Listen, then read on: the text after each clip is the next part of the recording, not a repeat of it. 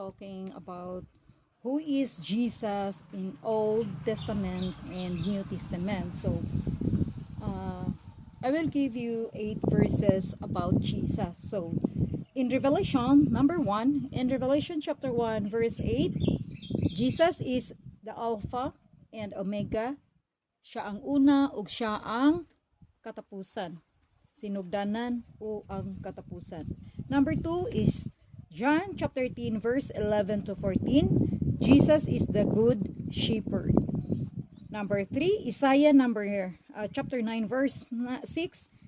Jesus is the Prince of Peace. Number 4, Isaiah chapter 43 verse 11. Jesus is our Savior or manluluwas na to. So number 5, Isaiah chapter 49 verse 13. Jesus is our Comforter and Deliverer.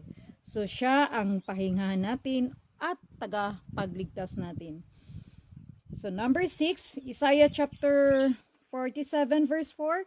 Jesus is our Redeemer or tagapagligtas natin.